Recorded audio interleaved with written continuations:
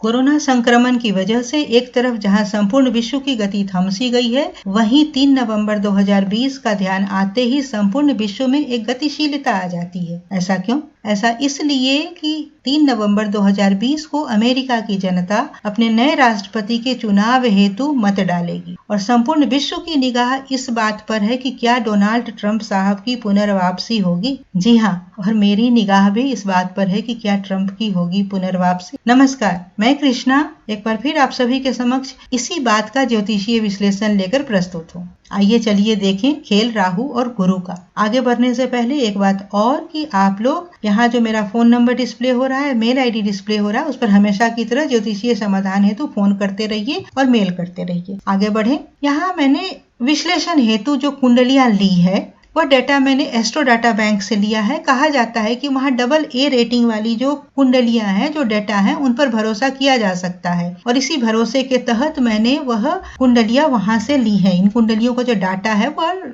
Astro data bank से लिया है और इस कुंडलियों को विश्लेषित करते समय मैंने अपना ध्यान केंद्रित रखा है विंशोत्तरी दशा पर और चंद्र वर्ष प्रवेश कुंडली पर। इसके साथ साथ मैंने ध्यान केंद्रित रखा है छठे भाव, एकादश भाव, 6th हाउस चुनाव का भाव, 11th हाउस चुनाव में मिलने वाले विजय का हाउस और साथ में द्वितीय भाव भी, 4th हाउस चतुर्थ भाव, सीट ऑफ पावर गद्दी का भाव, 5th हाउस, 9th हाउस पंचम भाव, नवम भाव मंत्रित्व पद। तो इन्हीं बातों को मेरे साथ साथ आप भी अपने ध्यान में रखिए, अपना ध्यान यहीं केंद्रित रखिएगा और हम लोग ट्रंप साहब की कुंडली और जो बिडेन साहब की कुंडली का ज्योतिषीय आकलन करेंगे। ट्रंप साहब की कुंडली है, सिंह लगन की कुंडली है, जुपिटर, सैटर्न, राहु, बृहस्पति, शनि, राहु की दशा चल रही है। हम लोग अपना ध्यान यहाँ राहु पर रखेंगे। D1 में यह देखिए, दशम भाव में राहु, लग्नेश सूर्य, दिग्वली सूर्य के साथ, राहु के ऊपर पंचमेश और अष्टमेश बृहस्पति की द्वितीय भाव से दृष्टि, एक अच्छा संबंध, पंचम और द्वितीय का संबंध। राहु का राशियाधिपति डिस्पोजिटर शुक्र द्वादश भाव में षष्ठेश शनि के साथ, यहाँ इसका संबंध पंचम, नवम, द्वितीय, एकादश से कटता हुआ।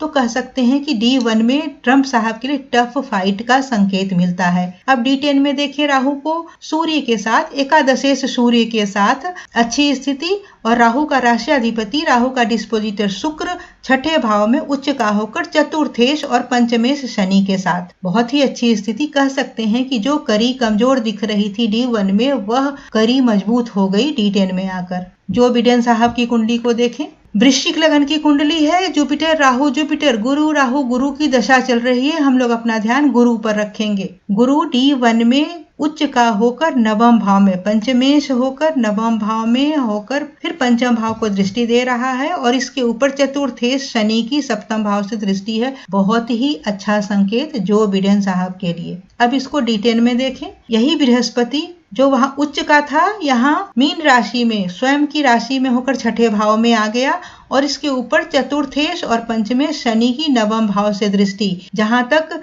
भावों का संबंध है और दृष्टि संबंध है, कह सकते हैं कि D1 में जो मजबूती थी D10 में भी वही मजबूती है। बहुत ही अच्छा संकेत जो बिडेन साहब के लिए है। लेकिन इसी समय में मीन राशि के बृहस्पति पर शनि की दृष्टि एक ऐसे योग को सक्रिय कर दे रहा है, खासकर जब दशा में भी गुरु सक्रिय हो गया है तो यह योग सक्रिय हो गया है और इस योग का सक्रिय हो जाना सारी अनुकूलता